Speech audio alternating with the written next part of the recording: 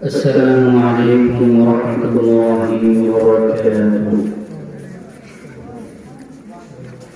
الحمد لله الذي جعل الشمس ضياء وجعل القمر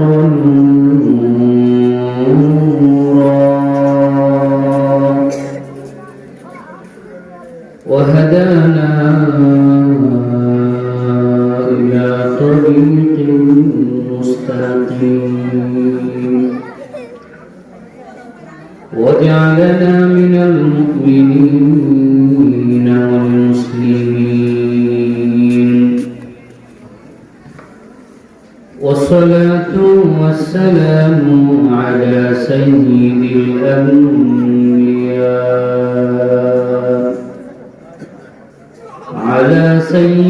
الأنبياء وأشرف المرسلين أرسله بالحق بشيرا ونذيرا وداعيا إلى الله بإذنه وسراجا وقمرا منيرا. أما بعد فأعوذ بالله من الشيطان الرجيم. بسم الله الرحمن الرحيم. قل إن كنتم تحبون الله فاتبعوني يحببكم الله ويغفر لكم ذنوبكم والله غفور رحيم.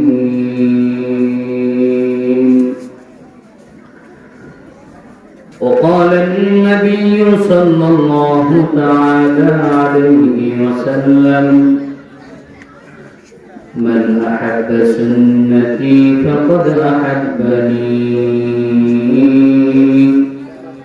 ومن أحبني كان معي في الجنة أو كما قال عليه الصلاة والسلام.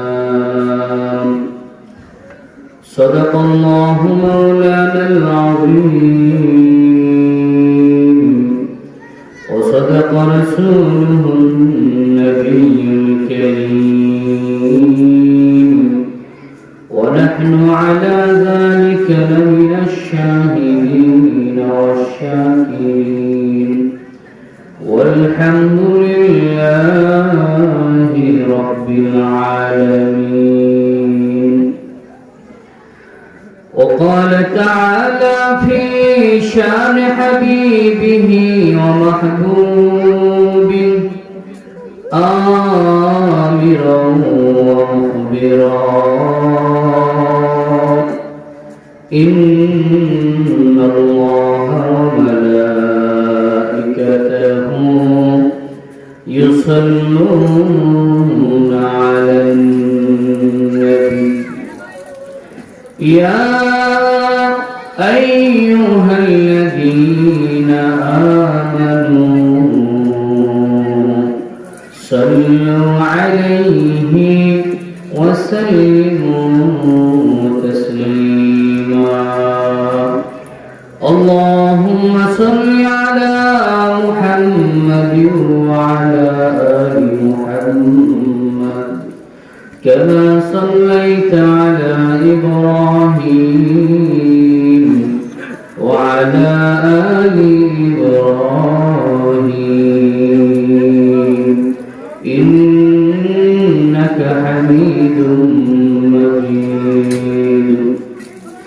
اللهم بارك على محمد وعلى آل محمد كما باركت على إبراهيم وعلى آل إبراهيم إنك حميد مجيد بلغ العلا بكماله كشف الدجى بجماله حسنت جميع خصاله صلوا عليه وآله لا إله إلا الله لا إله إلا الله لا إله إلا الله لا إله جل ذكر الله سبحانه وتعالى ذكر لا إله إلا الله لا إله إلا الله لا إله لا إله إلا الله لا إله إلا الله محمد رسول الله صلى الله عليه وسلم আজকের এই দিনই মজমার সম্মানিত সভাপতি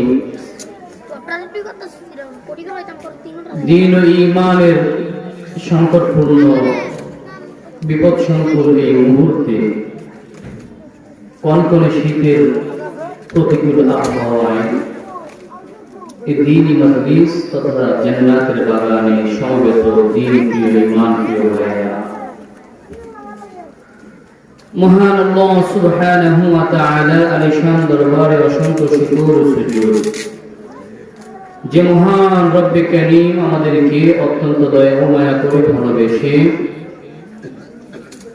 কনকনে শীতে আরামের বিছানা ছেড়ে আল্লাহ এবং আল্লাহ তাআলার প্রিয় হাবিব রাসূলের ভালোবাসা নিয়ে এই দ্বীনি মজলিসে সমবেত হওয়ার সুযোগ করে দিয়েছেন, সেই রবের শেখানো ভাষায় তার শুকরিয়া আদায় করি। সবাই বলি আলহামদুলিল্লাহ।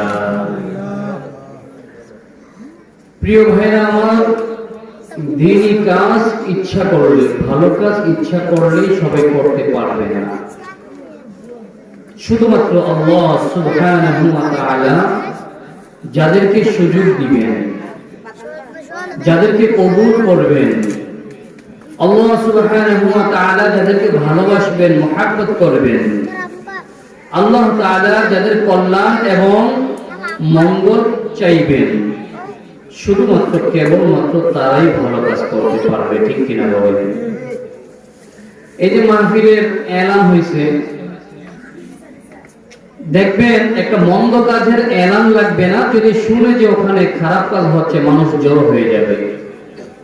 কিন্তু ভালো কাজে ডাকাডাকি, মাইকিং, বিভিন্ন ভাবে দাওয়াত, পোস্টারিং করে করেও ভালো কাজের উপস্থিতিটা একটু কমই হয়। ঠিক কিনা বলেন?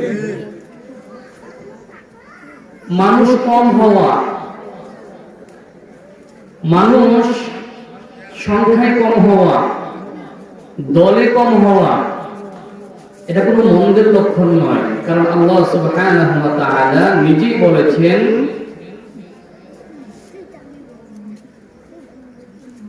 বলেছেন একদম কম সংখ্যক লোক বুঝবে, যারা বুঝবে তাদের সংখ্যা কেমন হবে? কম। যারা জান্নাতি হবে সংখ্যা হবে কম। যারা ভালো পথে আসবে তাদের সংখ্যা হবে কি? কম। এই জন্য কোথাও গেলাম মানুষের উপস্থিতি কম, মানুষ কম, এটা মন্দের লক্ষণ নয়, এটা ভালো লক্ষণও হতে পারে। ঠিক কিনা বলেন? এই জন্য আমরা যারা এখানে উপস্থিত হয়ে গেছি, আমাদের মন খারাপে বা নিজেকে অপরাধী ভাবার, নিজে যে কেউ আসলো না আমি চলে আসলাম, এখানে লোক সংখ্যা কম, এই মনোভাব পোষণ করার কোনো প্রয়োজন নাই। ঠিক কিনা বলেন?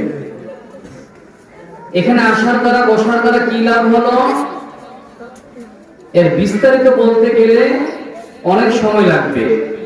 শুধুমাত্র দ্বীনি মাদ্রাসায় আসা বসার কি ফজিলত, শুধু এতটুকু বোঝানোর জন্য, এই ফজিলতগুলো বর্ণনা করার জন্য অনেক সময় লাগবে। যদি শুধু বুঝাতে হয়, এই ফজিলতগুলো কোরআন এবং হাদিসের আলোকে আলোচনা করতে হয়। শুধুমাত্র ছোট্ট একটা হাদিস শুনলে আমরা বুঝবো আল্লাহ সুবহানাহু ওয়া তাআলা এই মাজলিসে আমাদেরকে উপস্থিত করে কতটা দামি বানিয়েছেন, বলেন সুবহানাল্লাহ। আমি প্রায় মাহফিলগুলোতে, প্রায় মজলিসগুলোতে এই হাদিসটাই বলি, কারণ আমার কাছে খুব ভালো লাগে। মুসলিম শরীফের হাদিস, হযরত আনাস থেকে বর্ণিত। হাদিসের মধ্যে বলেন, আন আনাস রাদিয়াল্লাহু তাআলা আনহু قال ما من قوم يجتمع يذكرون ولا يريدون بذلك إلا وجهه فناداه مناد من السماء مغفورا لكم وقد بدلت سيئاتكم بحسنات। হযরত আনাস বলেন যে আমি রাসূলের মুখে শুনেছি, বলেন সুবহানাল্লাহ। কার জবানে শুনছে? রাসূলের জবানে। হযরত আনাস বলেন, মা মিন কওমিন ইয়াজতামিউ ইয়াযকুরুল্লাহ, যখন কোন কওমের লোকেরা একত্রিত হয়ে যায়, ইউরিদুনা বিযালিকা ইল্লা ওয়াজহাহু, আল্লাহর শরণে এবং আল্লাহর সন্তুষ্টি লাভের আশায়। আচ্ছা, এখানে যারা আসছে সকলকে বড় বড় হাদিয়া দেওয়া হবে, কি বলেন?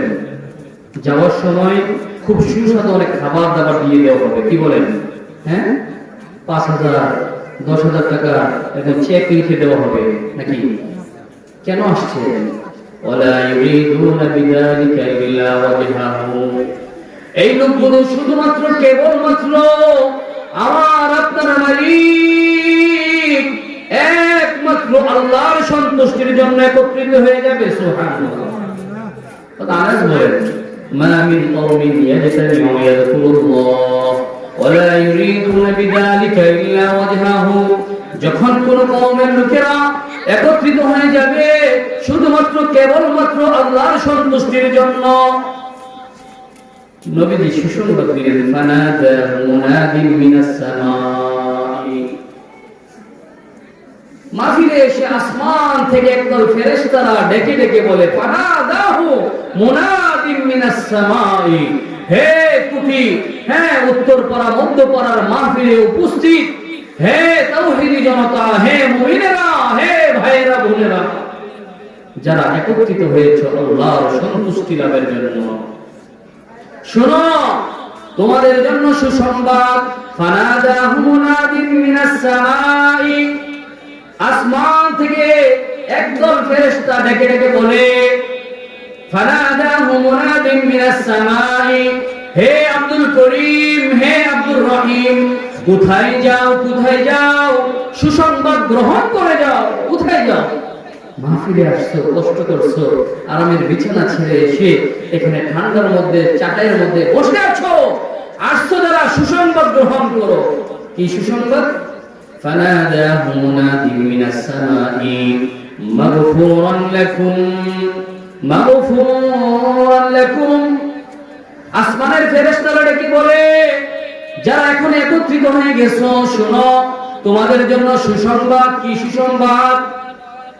তোমার বয়স 25 বছর হয়ে গেছে, তোমার বয়স 30 বছর হয়ে গেছে, 35 40 50 60 70 বছর হয়ে গেছে, দিলের মধ্যে চলে আসছে, কি করলাম, আমার বয়স তো 50 বছর। 50 বছরে কত মানুষ তো মরে গেছে, কত মানুষ তো 50 বছর 40 বছর হওয়ার আগে ঝরে গেছে, কবরে চলে গেছে, মাটিতে মিশে গেছে। আমার তো বয়স 55 বছর হয়ে গেছে, 60 বছর হয়ে গেছে, শুধু তো গুনাহ আর গুনাহ করলাম, পাপ আর পাপ করলাম, নাফরমানি আর নাফরমানি করলাম। হায় রে, আমার কবরে কি উপায় হবে? এই পাপের জবাব আমি আমার মালিকের কাছে কি দিব? এই অনুশোচনা নিয়ে যারা আসছো, শোনো শোনো শোনো, তোমাদের জন্য সুসংবাদ হলো আল্লাহ রাব্বুল আলামিনের হাবিব ঘোষণা দিছে, ফানাদাহু মুনাদিম মিনাস সামাই, এই কুটি মধ্যপাড়ার মাহফিলে যারা একত্রিত হয়ে গেছো, জমা হয়ে গেছো, চলে আসছো এই কনকনে শীতের মধ্যে দ্বীনের আলোচনা শোনার জন্য, কোরআন এবং হাদিসের আলোচনা শোনার জন্য যারা চলে আসছো, সুসংবাদ গ্রহণ করো। সুসংবাদটা কি শোনো? তোমার বয়স 30 বছর হইছে, 35 বছর হইছে, 40, 45, 60, 70, 80 বছর হইছে, এই দ্বীনি মজলিসে আল্লাহর ভালোবাসা নিয়ে আল্লাহর সন্তুষ্টি লাভের আশায় একত্রিত হয়ে যাওয়ার কারণে মাগফুরান লাকুম, মাগফুরান লাকুম, আল্লাহ তাআলা তোমাদের জীবনের গুনাহগুলি মাফ করে দিয়েছে। সুবহানাল্লাহ। লস হইছে না? এসে কি বলেন? লস হইছে? একটা দ্বীনি মজলিসে আসার কারণে মালিক আমার দয়া করে জীবনের গুনাহ মাফের ঘোষণা দেন। সুবহানাল্লাহ। এখন বান্দা টেনশনে পড়ে গেছে, ঠিক আছে গুনাহ মাফ হইলো ভালো কথা, কিন্তু কবরে গিয়া সওয়াব ছাড়া কি জাহান্নাম থেকে মুক্তি পাওয়া যাবে? সওয়াব, নেক ছাড়া, নেক আমল ছাড়া, সওয়াব ছাড়া জান্নাতে যাওয়া যাবে? যাওয়া যাবে না। হাদিসের অন্য অংশে, পরের অংশে বিশ্বনবী মানবতার নবী সাইয়্যিদুল মুরসালিন রাহমাতুল লিল আলামিন বলেন, ওয়াকাদ বুদ্দিলাত সাইয়্যাতিকুম বিহাসানাত, হে কুটির লোকেরা যারা এই মাহফিলে উপস্থিত হয়েছো, আমার আল্লাহর পক্ষ থেকে আমি ঘোষণা দিছি, শোনো, আমার মালিক জানিয়ে দিছে তোমার জীবনের গুনাহ মাফ হয়েছে। শুধু মাফ হয় নাই, ওয়াকাদ বুদ্দিলাত সাইয়্যাতিকুম বিহাসানাত, শুধু গুনাহগুলো মাফ হয়েছে এমনটা নয়, এমনটা নয়, এমনটা নয়। তোমার বয়স 30 বছর হয়ে গেছে, তোমার বয়স 35 বছর হয়ে গেছে, 40, 45, 50, 55, 60, 70, 80 বছর হয়ে গেছে, শুধু গুনাহ করছো, গুনাহ করছো। এই মাজলিসে আসার দ্বারা আল্লাহ রাব্বুল আলামিন গুনাহগুলো মাফ করেছেন। শুধু তাই নয়, যে গুনাহগুলো করছো এই গুনাহগুলোকে নেকের দ্বারা, সওয়াবের দ্বারা পরিবর্তন করে দিয়েছে। কার কথা? আমাদের কথা? কোন মুন্সি, কোন মৌলভী, কোন আলেম, মুফতি, হাদিস, শাইখুল হাদিসের কথা নয়। কথাটা কার? বিশ্ব নবী মুহাম্মদুর রাসূলুল্লাহ সাল্লাল্লাহু আলাইহি ওয়াসাল্লাম। এজন্য অনুরোধ করব, এখন যে ভাইয়েরা ঘরে বসে আছেন, রাস্তাঘাটে আছেন, অনেক উলামায়ে কেরাম আসতেছেন, আমি তো আপনাদেরই সন্তান, আমার জবান থেকে সবসময় কথা শুনেন। আলেমরা আসতেছে অত্যন্ত কষ্ট করে, ওনাদের মুখ থেকে, জবান থেকে দ্বীনি আলোচনা শোনার জন্য। আমরা সবাই এই দ্বীনি মাজলিসে চলে আসি, বিশেষ করে মা বোনরা যারা আছি, আমরা ভদ্রতার সাথে, আদবের সাথে আমাদের ঘরের পুরুষ লোকদেরকে মাহফিলের উদ্দেশ্যে পাঠিয়ে দেই, ওদেরকে বুঝিয়ে দেই। এখানে আজকে শুধু এই বাড়ির যারা মুর্দেগান আছে তাদের জন্য দোয়া হবে না, পুরো কবরবাসীর জন্য, জগৎবাসীর জন্য দোয়া হবে, ঠিক কিনা না বলেন? আল্লাহ তাআলা সকলকে আশার তৌফিক দান করুন, সবাই বলেন আমিন। প্রিয় ভাইরা আমার, আল্লাহ সুবহানাহু ওয়া তাআলা আমাদেরকে সৃষ্টি করেছেন।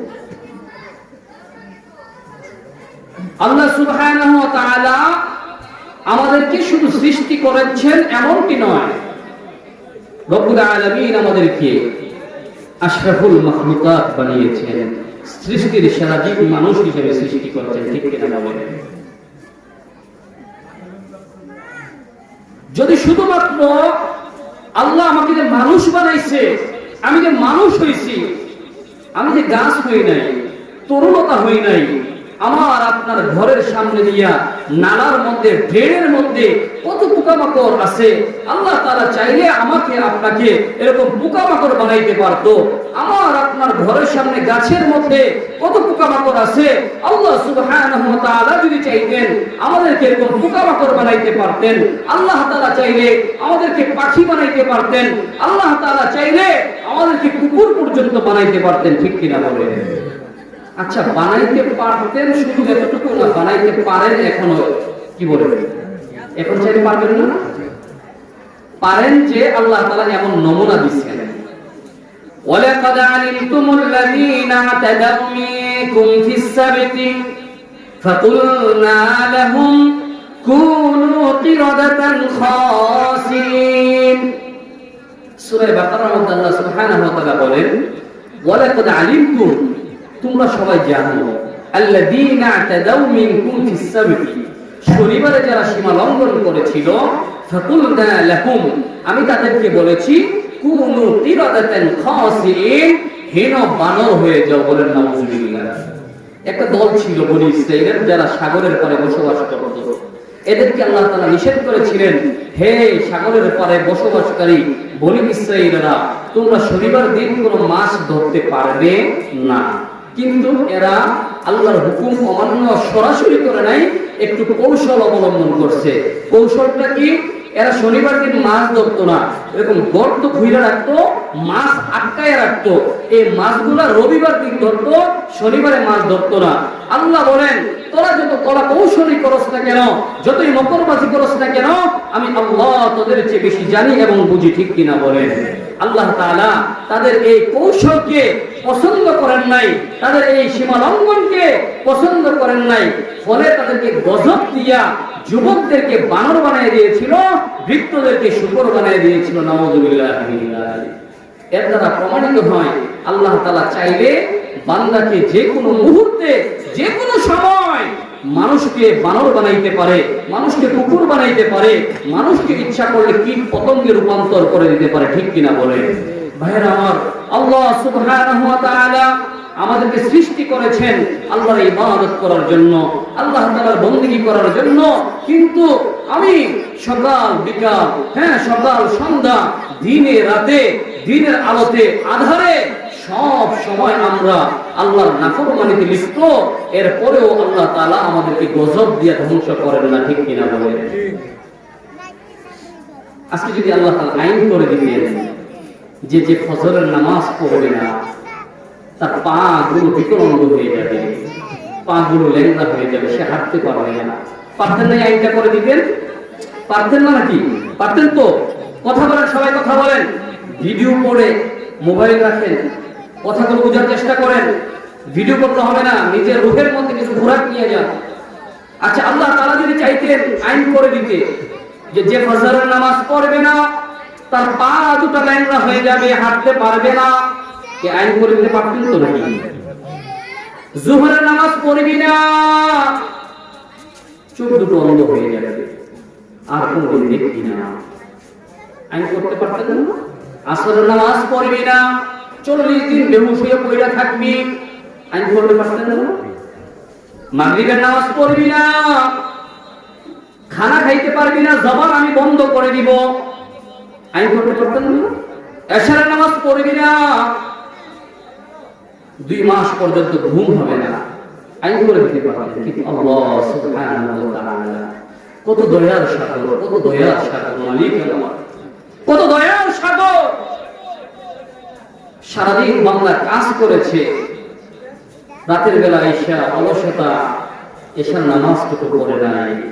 আল্লাহ চাইলে বলে দিতে পারতেন, হে ফেরেশতারা, সকালে এই লোকটা আর উঠবে না, জাগবে না, তার খানার কোনো ব্যবস্থা হবে না।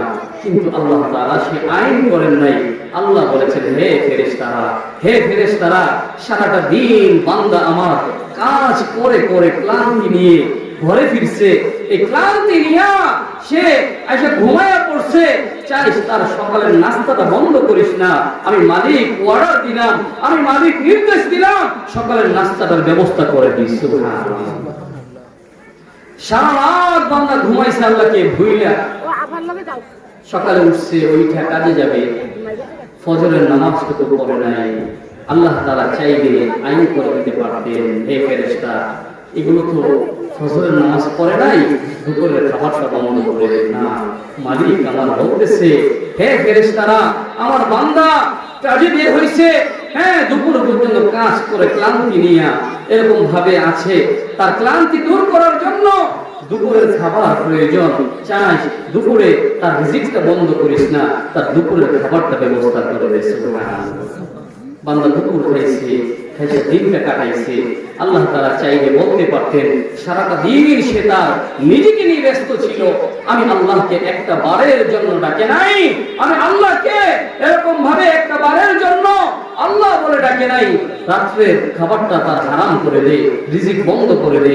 না, মালিক আমার ফেরেশতাদেরকে বলে দিলেন, হে ফেরেশতারা, বান্দা সারা দিন চাকরি করেছে, ব্যবসা করেছে, এরকম ভাবে বান্দা সারাদিন কৃষি কাজ করেছে, ক্ষেত খামার করেছে, ক্লান্তি নিয়ে বাড়িতে ফিরছে, দেখিস তার রাতের খাবারটা বন্ধ করিস না, তুই তার রিজিকের ব্যবস্থা করে দে। সুবহানাল্লাহ।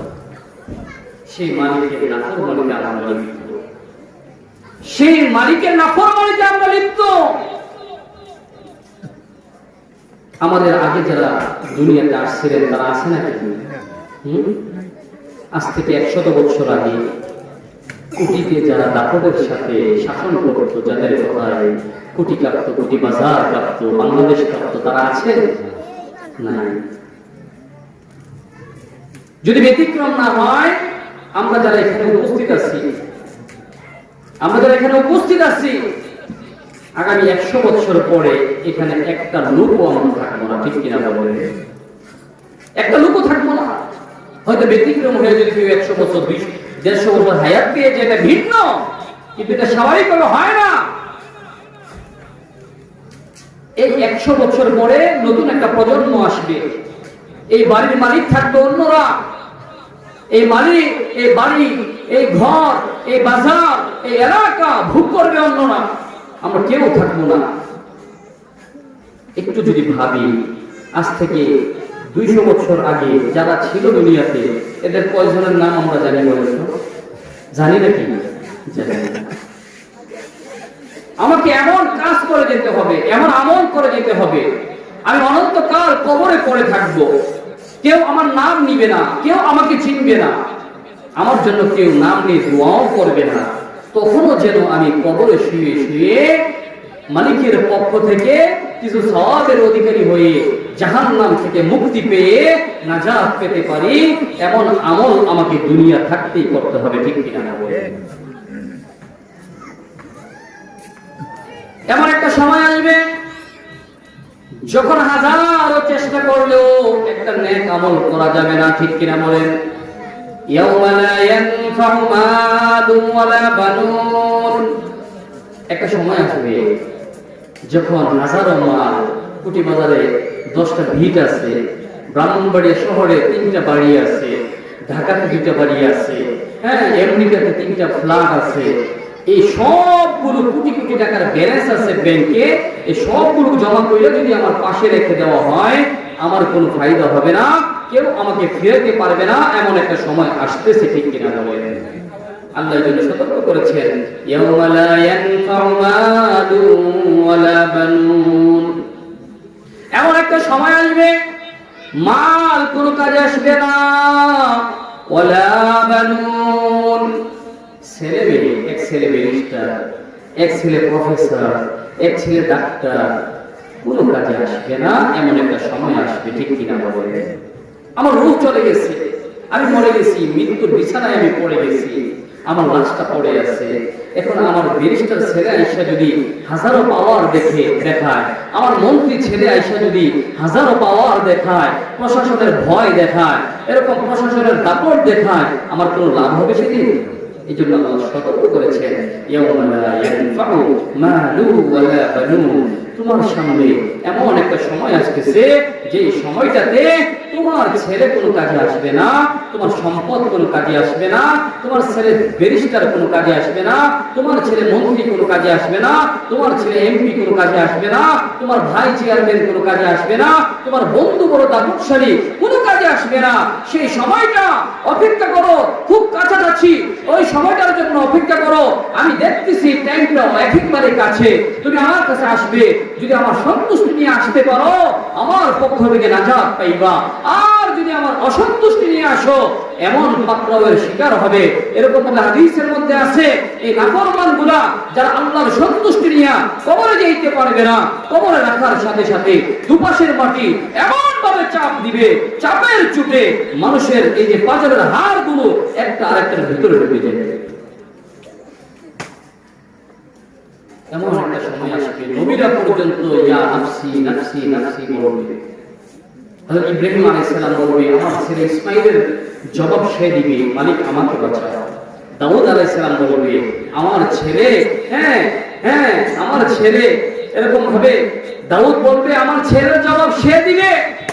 ইয়াকুব আলাইহিস সালাম বলবে আমার ছেলে ইউসুফ, তার জবাব সে দিবে আমাকে বাঁচাও, আমাকে বাঁচাও। মুসা আলাইহিস সালাম বলবে আমাকে বাঁচাও, আমাকে বাঁচাও। ঈসা আলাইহিস সালাম বলবে আমাকে বাঁচাও, আমাকে বাঁচাও। হ্যাঁ, ইদ্রিস আলাইহিস সালাম বলবে যে আমাকে বাঁচাও, আমাকে বাঁচাও। এই সময়টা মনে হয় তাদেরই হবে, আমাদের হবে না এমন, কি বলেন? আমাদের এমন হবে? এই জন্য প্রিয় ভাইয়েরা আমার, কবরে যেহেতু আমাদের যেতেই হবে, আল্লাহর কাছে যেহেতু আমাদেরকে যেতেই হবে, আল্লাহর দরবারে যেহেতু আমাকে যেতেই হবে, অন্ধকার কবরে যেহেতু আমাকে যেতেই হবে, আমি আমার মালিকের পরিচয় নিয়ে যাব, আমি আমার মালিকের সন্তুষ্টি নিয়ে যাব, আমি আমার মালিকের অসন্তুষ্টি নিয়ে কবরে যাব। মালিকের সাথে আমার পরিচিত হতে হবে, আমার আল্লাহর সাথে আমার পরিচয় লাভ করতে হবে। আল্লাহর সাথে পরিচয় কিভাবে হবে বলেন তো দেখি? নামাজ পড়ার দ্বারা, নামাজ ছাড়ার দ্বারা, মসজিদে যাওয়ার দ্বারা না না যাওয়ার দ্বারা? যাওয়ার দ্বারা। আমি একদিন বলছিলাম যে মনে করেন কোন এলাকায় ডাকাতি হইতেছে, কি হচ্ছে? ডাকাতি হইতেছে, এলাকার যুবকরা মিলে পাহারা বসাইছে। তো পাহারা বসানোর পরে একটা লোক রাত্র 2টা-3টার দিকে এলাকায় ঢুকছে। ঢুকার পরে তো যুবকগুলো দাঁড়ায় গেছে, সবার হাতে লাঠি সুতা নিয়ে দাঁড়ায় গেছে। কে তুমি? এত রাত্রে আমাদের এলাকায় ঢুকছো, চারদিকে ডাকাতি হচ্ছে, কে তুমি? লোকটা পরিচয় দিল, আমি চেয়ারম্যান সাহেবের বিয়ে। আমি কি? চেয়ারম্যান সাহেবের বিয়ে। এখন ছেলেগুলো বলতেছে যে না, আমাদের বিশ্বাস হয় না, চেয়ারম্যান সাহেবের বিয়ে হলে আপনি এত রাত্রে আসছেন কেন? ঠিক আছে, চলেন চেয়ারম্যান সাহেবের বাড়িতে। উনি যদি বলে যে হ্যাঁ ঠিক আছে, হ্যাঁ আমার বিয়ে, উনি পরিচয় দেন, কোনো আপত্তি নেই। আর যদি উনি বলে যে না, এই লোকটাকে আমি চিনি না, অবস্থাটা কি হবে বলেন তো? মাইককে একটু মাটি করবো, সকলে পিটিয়ে পড়বে নাকি? আল্লাহর ঘর, কবরে আমাদেরকে যেতে হবে। সেই ঘরে যদি আমার মালিক আল্লাহ বলে দেয়, হে ফেরেশতারা, এই বান্দাটা তো শেষ রাত্রে ফজর আযান হয়ে গিয়েছিল, কনকনে শীত ছিল, সবগুলো মানুষ ঘুমায়া ছিল, কিন্তু আমার দরবারে হাজিরা দিছে, আমি দেখছি তাকে আমি চিনি। ফজরে গেছে, জোহরে আমার ঘরে হাজিরা দিছে, তাকে আমি চিনি। আসরে আমার ঘরে হাজিরা দিছে, তাকে আমি চিনি। মাগরিবে সবাই আড্ডা দিছে, কিন্তু আমার বান্দা আমার ঘরে গেছে, আমি তাকে চিনি। এশারে সবাই ঘরে আরামে বৈশা রয়েছে, টিভি দেখছে, কিন্তু বান্দা আমার দরবারে হাজিরা দিছে, আমি তাকে চিনি। আরামের কোনো শেষ থাকবে না। আর আমার মালিক যদি বলে, হে ফেরেশতারা, হ্যাঁ ফজরের সময় মুয়াজ্জিন ডেকে ডেকে তাকে বলছে হাইয়া আলাস সালাহ, সালাতের দিকে আসো, হাইয়া আলাল ফালাহ, কল্যাণের দিকে আসো, কিন্তু সে ঘুমায়া ছিল। জোহরে সে নিজেকে নিয়ে ব্যস্ত ছিল, আসরে সে ঘুমায়া ছিল, মাগরিবে সে তাসের আড্ডায় ছিল, এশারে সে বন্ধুদের আড্ডায় বসেছিল। আমি তাকে চিনি না, আমি তাকে বান্দা বলে স্বীকার করি না। পরিস্থিতিটা কি হবে একটু ভেবে দেখে। কবরে যেহেতু যেতেই হবে, দুনিয়াতে যেহেতু আমরা থাকতেই পারবো না, দুনিয়ায় যেহেতু আমাদের আগের যারা ছিল তারাও থাকতে পারে নাই, এমন ঠিক কোন নবী রাসূলরা পর্যন্ত থাকতে পারে না। যদি কেউ থাকতে পারতো, সর্বপ্রথম নবী রাসূলরা থাকতো, ঠিক কিনা বলে? এই যে গেল মানুষগুলা 1000 বছর আগে, 2000 বছর আগে, কেউ ফিরল না, আমরা আর ফিরব না, অনন্তকাল কবরে পড়ে থাকবো। সেহেতু আল্লাহর সন্তুষ্টি নিয়ে কবরে যেতে হবে, ঠিক কিনা বলে? এখন আল্লাহর সন্তুষ্টি লাভের উপায় কি? আল্লাহ তাআলার সন্তুষ্টি লাভের অন্যতম উপায় হলো পিয়ার নবী, বিশ্ব নবী, মানবতার নবী, রাহমাতুল লিল আলামিনকে অনুসরণ এবং অনুকরণ করা। অনুসরণ এবং অনুকরণ করা। এজন্য আল্লাহ সুবহানাহু ওয়া তাআলা কালামে হাকীমের মধ্যে বলেন, কুল ইন কুনতুম তুহিব্বুনাল্লাহা ফাত্তাবিউনি ইউহিব্বুকুমুল্লাহ ওয়া ইয়াগফির লাকুম যুনুবাকুম ওয়াল্লাহু গফুরুর রহিম। আল্লাহ তাআলা নবীকে বলতেছেন, হে রাসূল, আপনি আপনার উম্মতদেরকে বলবেন, ইন কুনতুম তুহিব্বুনাল্লাহ, যদি তোমরা আল্লাহকে ভালোবাসো, যদি তোমরা আল্লাহকে ভালোবাসো, আল্লাহর সন্তুষ্টি নিয়ে যদি তোমরা কবরে যেতে চাও, আল্লাহর সন্তুষ্টি নিয়ে যদি তোমরা আখিরাতে মুক্তি পেতে চাও, জাহান্নামের আগুন থেকে যদি তোমরা মুক্তি পেতে চাও ফাত্তাবিউনি, আমি নবীকে অনুসরণ অনুকরণ করো। আমি নবীকে কি করো? অনুসরণ অনুকরণ করো। রেজাল্ট কি? রেজাল্ট আল্লাহ সুবহানাহু ওয়া তাআলা নিজে দিয়ে দিবেন, ইউহিব্বুকুমুল্লাহ। তোমরা যদি আমার হাবিবকে অনুসরণ অনুকরণ করো তাহলে আমি আল্লাহ তোমাদেরকে ভালোবাসবো। সুবহানাল্লাহ। ভালোবাসবো। ভালোবাসার রেজাল্ট কি? আল্লাহ তাআলা নিজেই বলেন, ওয়ায়াগফির লাকুম যুনুবাকুম, আমি ভালোবাসা তোমাদের জীবন জিন্দেগীর গুনাহগুলো মাফ করে আমি তোমাদেরকে জান্নাতের মেহমান বানায় দেব। নবীজিকে অনুসরণ অনুকরণ করার মাধ্যমে আল্লাহর সন্তুষ্টি। আরেক হাদিসের মধ্যে আছে, নবী বলেন, মান আহাব্বা সুন্নতি ফাকাদ আহাব্বানি। 1400 বছর পরে একদল দাবি করবে আমি নবীকে সবচেয়ে বেশি ভালোবাসি, আমি নবীর আশিক, আমি নবীর প্রেমিক, আমি নবীকে অনেক অনেক অনেক বেশি ভালোবাসি। নবীজি বলেন, ভালোবাসার মাপকাঠি হবে আমার সুন্নতকে ভালোবাসা। যে আমার সুন্নতকে ভালোবাসলো ফাকাদ আহাব্বানি, আমি নবীকে ভালোবাসলো। সুবহানাল্লাহ। মনে করেন আপনার বন্ধু, যার সাথে আপনার খুব মহব্বত ভালোবাসা, দেখবেন এই বন্ধু যে রঙের কাপড়টা পরে মন চাইবো ওই রঙের কাপড়টা আমিও পরি, ঠিক কিনা বলেন? বন্ধু যেমন জুতা পরে মন চাইবো এইরকম জুতা আমিও পরি। বন্ধু যেমন চুল কাটে আমিও চেষ্টা করবো আমার বন্ধুর মতো চুল কাটতে, ঠিক কিনা বলেন? এখন বিপদের সময় মনে করেন একটা উদাহরণ দিলাম যে স্বামী স্ত্রী ঘুরতে বেরিয়েছে, হাঁটতে বেরিয়েছে, তো রাস্তার মধ্যে সন্ত্রাসীরা ধরছে, ধইরা স্ত্রীর এখানে পিস্তল ধরছে বা চাকু ধরছে, ছুরি ধরছে, যা আছে দিয়ে দেয়। এখন লোকটা স্ত্রীকে পালাইয়া দিছে, দৌড়। স্ত্রীর ঘরে কি করছে? দৌড় দিছে, বাড়িতে চলে গেছে। এখন বাড়িতে যাওয়ার পরে স্ত্রীর থেকে স্বর্ণ গয়না যা আছে সব রাইখা দিছে। এখন যখন বাড়িতে গেছে, বিবির গিয়া বলতেছে, বিবি গো, আমি তো তোমার জানের চেয়ে বেশি ভালোবাসি। এই কথা বলার পরে বিবি বিশ্বাস করবে না জুতা দাবাড়ি দিবি? বলেন তো কেন? কারণ তার কথা এবং কাজে মিল নাই। স্ত্রী দেখলে পিস্তল ধরতে, সন্ত্রাসটা আটকাইছে, স্ত্রীকে ফালাই সে ভাগছে।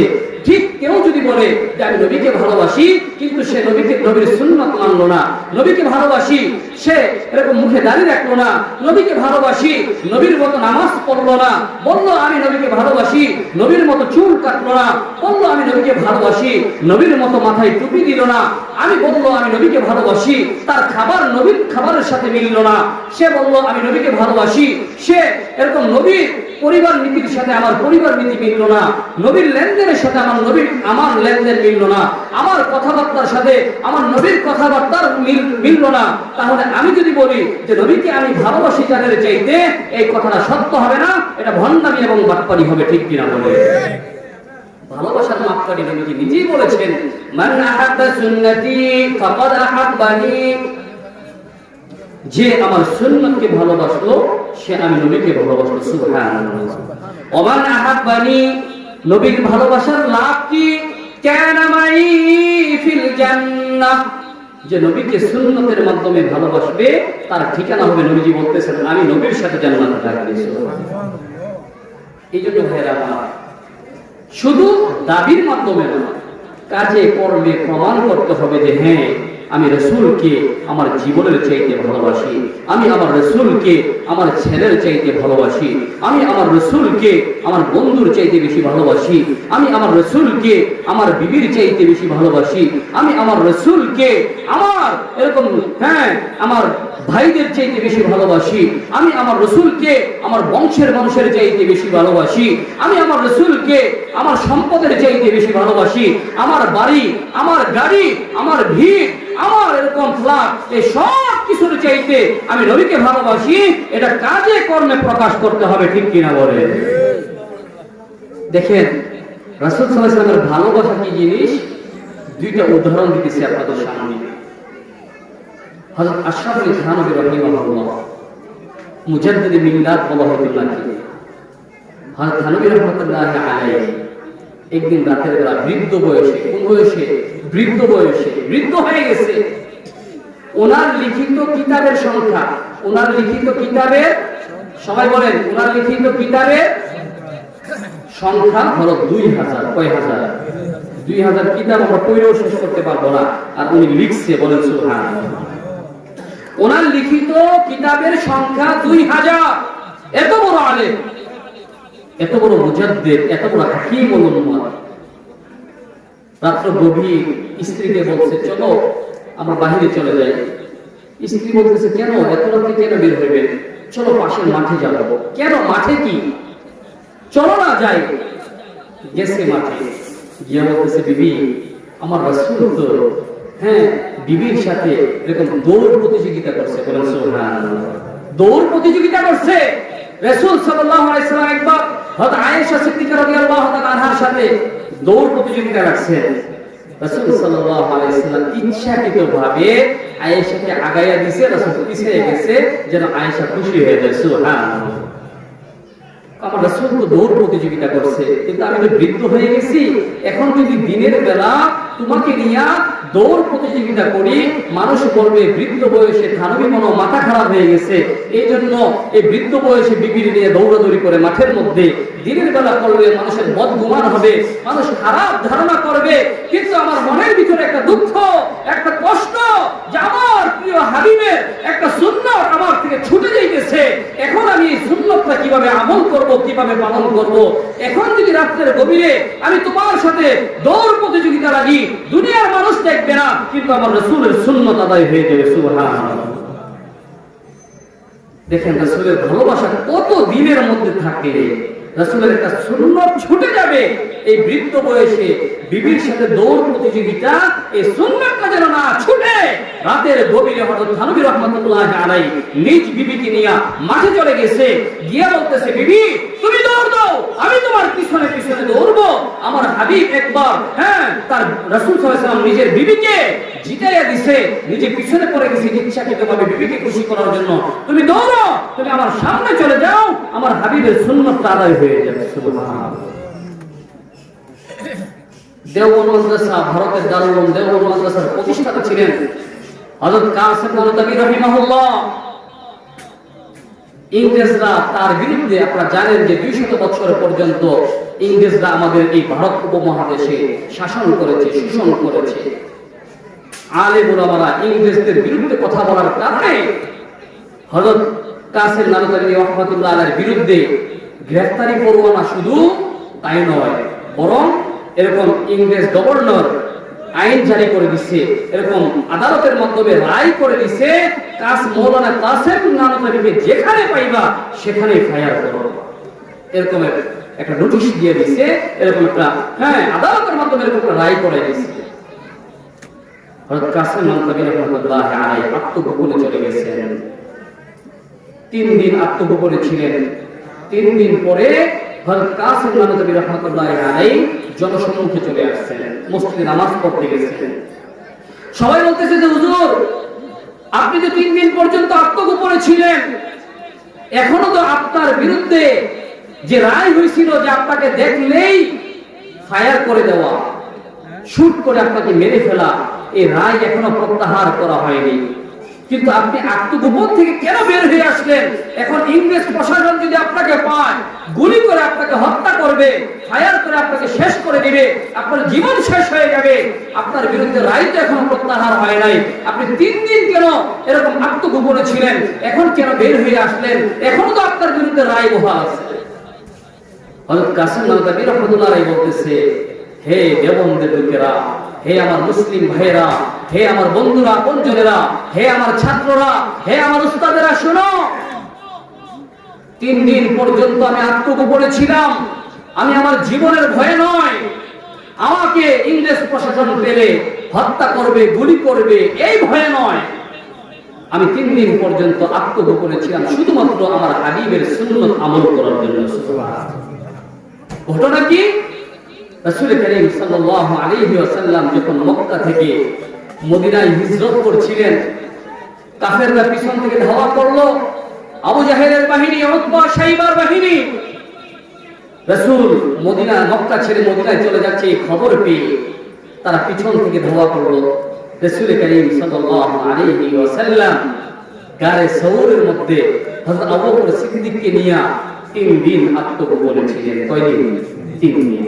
হযরত কাসেম নানবী রাহমাতুল্লাহ আলাইহি বলেন যে আমার হাবিবকে যখন শত্রুরা কাফেররা এরকম ধাওয়া করেছিল রাসূলকে হত্যা করার জন্য, তারা পায়তারা করেছিল, রাসূলের পিছু নিয়েছিল, রাসূল শুধুমাত্র 3 দিন আত্মগোপনে ছিলেন। 3 দিন আত্মগোপনে থাকার পরে রাসূল সাল্লাল্লাহু আলাইহি সাল্লাম আবার জনসম্মুখে চলে আসছেন, আবার সফর শুরু করেছেন, আর আত্মগোপনে ছিলেন না। আমার রাসূল যেখানে 3 দিন আত্মগোপনে ছিল, আমি কাসেমের জন্য উচিত ছিল যে আমার রাসূলের এই সুন্নতকে আমল করা। যেহেতু আমার রাসূল 3 দিন আত্মগোপনে ছিল, আমি কাসেম নানবী 3 দিন আত্মগোপনে ছিলাম। যেহেতু আমার হাবিব 3 দিনের বেশি আত্মগোপনে ছিল না, এই জন্য আমি কাসেম নানবী 3 দিনের বেশি আত্মগোপনে না থেকে জনসম্মুখে চলে আসছি। এখন যদি কাফেররা, ইংরেজ প্রশাসন আমাকে গুলি করে ফায়ার করে হত্যা করে দেয়, আমার রাসূলের সুন্নাত আদায় হয়ে গেছে, আমি কাসেমের আর কোনো আফসোস এবং দুঃখ নাই। বলেন সুবহানাল্লাহ। এরা তো আশিকের রাসূল।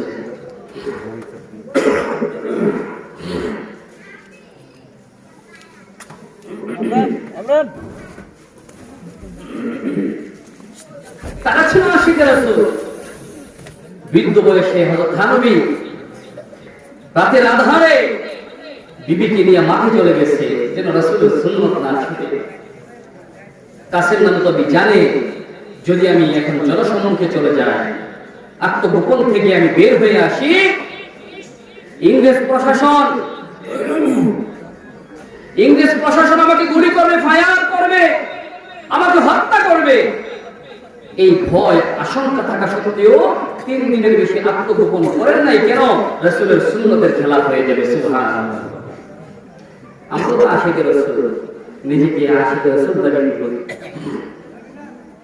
শুধুমাত্র ভাইকে খুশি করার জন্য, বন্ধুদেরকে খুশি করার জন্য। বন্ধুরা বলবে তুই এই বয়সে দাঁড়িয়ে রাখছস, খারাপ দেখা যায়, বন্ধুদের আড্ডায় গেলে আমাকে একটু ব্যতিক্রম লাগবে, দাঁড়িয়ে কেটে ফেলতেছে, হয় না? শুধুমাত্র বিবিকে খুশি করার জন্য দাঁড়িয়ে কেটে ফেলতেছে। অথচ রাসূল বলে যে এই দাড়ির মধ্যে ফুল লাগায়, সে যেন আমার কলিজার মধ্যে ফুল লাগায়। কি জবাব আমরা দেব? যুবক ভাইয়েরা, কি জবাব দিব?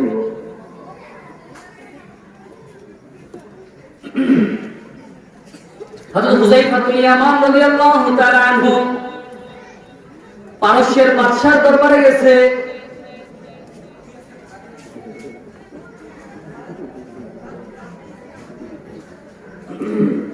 একটু সামনে আগে বসেন, পিছন থেকে যারা আসবেন বসতে পারে। ঠান্ডার দিন তো একটু চাইপা বসলে আরাম লাগবে, একটু আগে বসেন।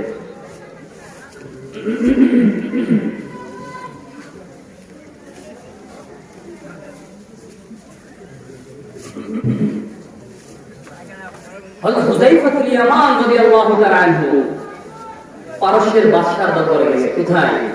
এই বলেন কোথায়? বাদশার দরবারে। আজকে তো আমরা মেম্বারের বাড়িতে গেলেও চিন্তা করি আমার চলনে বলনে কাজে যেন মেম্বার কোনো কষ্ট না পায়, ঠিক কিনা বলেন? চেয়ারম্যানের বাড়িতে গেলে আমাদের হুঁশই থাকে না, আর এমপি মন্ত্রীর বাড়িতে যাইতে পারলে তো মনে হয় যে আমরা জান্নাত দুনিয়াতে পেয়ে গেছি, এমন একটা ভাব এসে পড়ে, ঠিক কিনা বলেন? কিন্তু হুযায়ফা বিন ইয়ামান রাদিয়াল্লাহু তাআলা আনহু পারস্যের বাদশার দরবারে গেছে।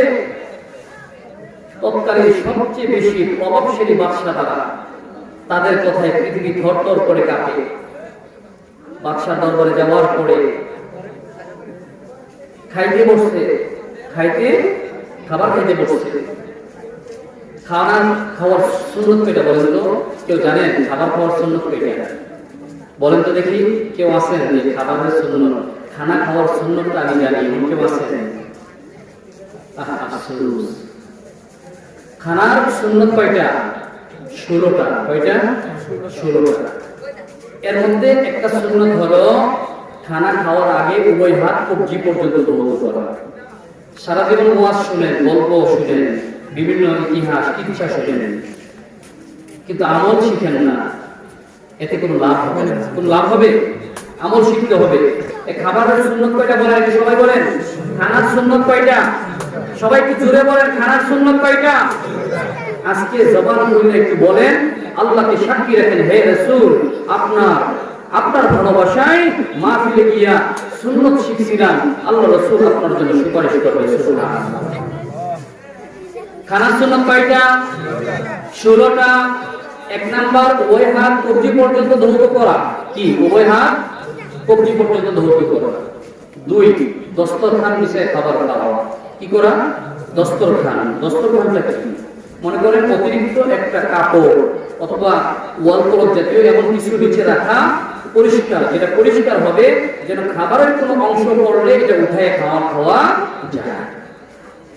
2 নম্বর হলো দস্তরখান বিছায় খাবার খাওয়া। 3 নম্বর, বিসমিল্লাহ আলা বারাকাতুল্লাহ বলিয়া খানা শুরু করা। 4 নম্বর, খানা নিজের সামনে থেকে খাওয়া, অন্যের সামনে থেকে না। একসাথে খাবার দিছে, আরেকজনের সামনে গোশত টুকরাটা করে দিছে, ওইটি ওইখান থেকে আমি নিয়ে নিলাম। এটা সুন্নতের খেলা। সুন্নত হলো আমার সামনে যেটা আছে সেটাই নিব, অন্যের সামনে থেকে খাবার কেড়ে আনবো না। শিখেন, একটু শিখেন। এই উসিলা হয়তো আল্লাহ তাআলা মাফ করে দিতে পারে। আল্লাহ তাআলা কবুল করুন। সবাই বলেন আমিন। তো খাবার, আরেকটা সুন্নাত হলো খাদ্য দ্রব্য পড়িয়া গেলে, খাদ্য দ্রব্য কি করলে? পড়িয়া গেলে উহা উঠাইয়া খাওয়া। উহা কি করা? উহা উঠাইয়া খাওয়া। কিন্তু পারস্যের বাদশার দরবারে সবচেয়ে নিম্নমানের কাজ ছিল যদি খাবার পড়ে যায় এটা উঠাইয়া খাওয়া। অর্থাৎ কেউ যদি এরকম ভাবে খাবার নিচে পড়ে গেছে এটা উঠাইয়া খায়, তাহলে সবচেয়ে নগণ্য এবং জঘন্য মনে করা হইতো তাকে। কিন্তু সুন্নতটা কার? রাসূলের। খাবার পড়ে গেলে উঠাইয়া খাওয়া সুন্নতটা রাসূলের। কিন্তু বাদশার দরবারের নিয়ম হলো কি, যদি খাবার পড়ে গেলে কি উঠাইয়া খায়, সেটা সবচেয়ে জঘন্য কাজ, সবচেয়ে নিন্দনীয় কাজ, সবচেয়ে অপমানজনক কাজ। হুযায়ফাতুল ইয়ামান রাদিয়াল্লাহু তাআলা খাবার খেতে বসছেন, খাবারের কিছু অংশ পড়ে গেছে নিচে। হযরত হুযায়ফাতুল ইয়ামান উঠায়া খাইতেছেন। সুবহানাল্লাহ। কোথায়? বাদশার দরবারে, যেখানে খাবার উঠায়া খাওয়াকে নিন্দনীয়, মন্দ, খারাপ, জঘন্যভাবে দেখা হয়, সেখানে ও রাসূলের ভালোবাসায়, রাসূলের সুন্নাত হিসাবে উঠায় খাইতেছে। তো পাশে যারা সাথীরা ছিল তারা একটু ধাক্কা দিয়েছে। কিভাবে ধাক্কা দিয়েছে বলে দিয়া, এই হুযায়ফাতুল ইয়ামান কি করতেছো? এখানে তো খানা উঠায় খাওয়াকে নিন্দনীয় কাজ, জঘন্য কাজ, মন্দ কাজ মনে করা হয়। হযরত হুযায়ফাতুল ইয়ামান রাদিয়াল্লাহু তাআলা নির্দ্বিধায়, নিঃসংকোচে জবাব দিলেন, আনাতরুকু সুন্নাত হাবিবি সাল্লাল্লাহু আলাইহি ওয়াসাল্লাম লিহাউলাইল হুমাকা। হে আহমকের দলেরা, হে বন্ধুরা, হে আমার সাথীরা, শুনো শুনো শুনো।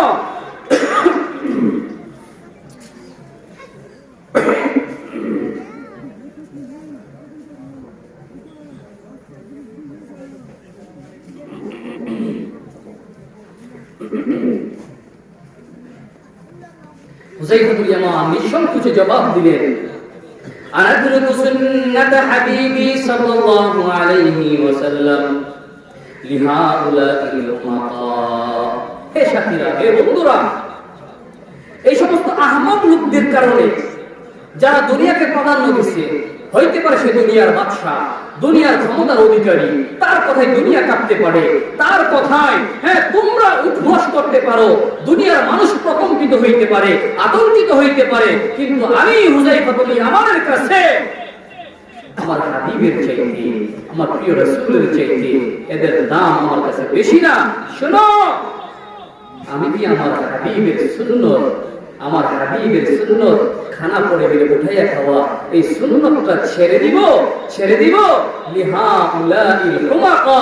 এই সমস্ত আহমকদের কারণে, এই সমস্ত আহমকদের কারণে, মূর্খদের কারণে আমি হুযায়ফাতুল ইয়ামান কি আমার হাবিবের সুন্নাতটা ছেড়ে দিব? হতে পারে না, হতে পারে না। দুনিয়ার একদিকে যাবে, দুনিয়ার বাদশারা একদিকে যাবে, দুনিয়ার ক্ষমতাধররা একদিকে যাবে, আমার বিবি একদিকে যাবে, আমার ছেলে একদিকে যাবে, সারা পৃথিবী একদিকে যাবে, আমার হাবিবের সুন্নাত আমি ছাড়ব। আমি হুযায়ফাতুল ইয়ামান দ্বারা রাসূলের সুন্নাতের খেলাফ হবে? সম্ভব হবে না, সম্ভব হবে না, সম্ভব হবে না। তারা রাসূলকে ভালোবাসে, আর আমরা শুধুমাত্র মুখের দাবিদার। ঠিক কিনা বলেন? কথায় আছে, কাজে নাই। বাস্তবতার সাথে আমাদের কথার কোনো মিল নেই। আজকে আমি আমার বিবিকে খুশি করার জন্য, আমার ভাইকে খুশি করার জন্য, আমার বন্ধুকে খুশি করার জন্য, পাড়ার মানুষকে খুশি করার জন্য, নেতাকে খুশি করার জন্য, আমার দলের লোকদেরকে খুশি করার জন্য যা ইচ্ছে তা করি, রাসূলের সুন্নতের খেলাফ করি, আমার গায়ে বাজে না। শোনো বন্ধু, একদিন যখন কবরে চলে যাবা, তোমার কবরে তোমার বন্ধু যাবে না, তোমার ভাই যাবে না, তোমার বিবি যাবে না, তোমার সন্তানরা যাবে না, তোমার পাড়ার লোকেরা যাবে না, তোমার দলের লোকেরা যাবে না, তোমার আপনজনেরা যাবে না, ক্ষমতাসীনরা যাবে না। তোমার কবরে তোমাকে যেতে হবে, তোমার কবরে তোমাকে জবাব দিতে হবে। তোমার কর্মের জন্য তোমার মালিকের কাছে তোমাকে দাঁড়াইতে হবে। তোমার হাবিবের সুপারিশ ছাড়া তুমি জান্নাতে যেতে পারবে না, তোমার হাবিবের ভালোবাসা ছাড়া তোমার সুপারিশ মিলবে না। শোনো, যদি তোমাকে পরকালের মুক্তি পেতেই হয়, দুনিয়ার শান্তি লাভ করতেই হয়, দুনিয়াতে যদি তুমি শান্তিময় একটা জীবন যাপন করতে হয়, পরকালে যদি তোমার সুন্দর একটা আনন্দময় জীবন যাপন করতে হয়, অনন্তকালের জীবনে যদি তুমি সুখময় হতে চাও, জাহান্নাম থেকে বাঁচতে চাও, তোমার হাবিবের সুন্নাত ছাড়া কোনো ভাবেই সেটা উপায় হবে না। ঠিক কিনা বলো?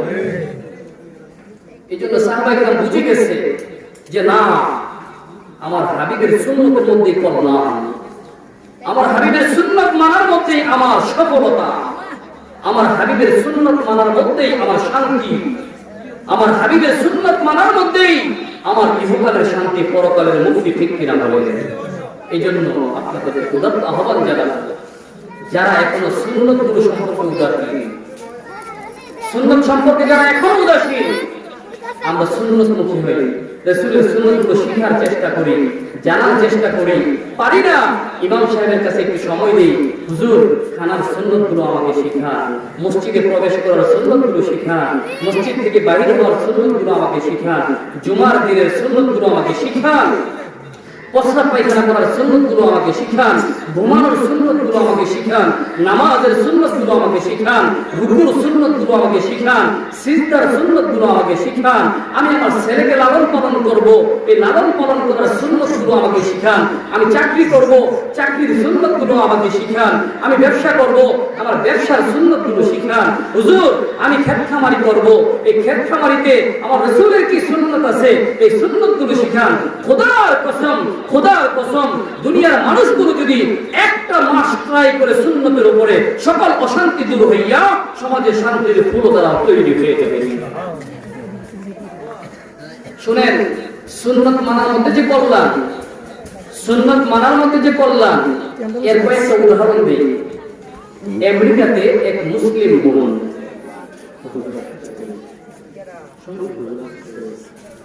এক মুসলিম বোন হাসপাতালে তার একটা সন্তান প্রসব হয়েছে, সন্তান জন্ম হয়েছে। আমেরিকার এক চিকিৎসা বিজ্ঞানী আসছে, আয়েশা বলতেছে যে বোন, তুমি তোমার ছেলেকে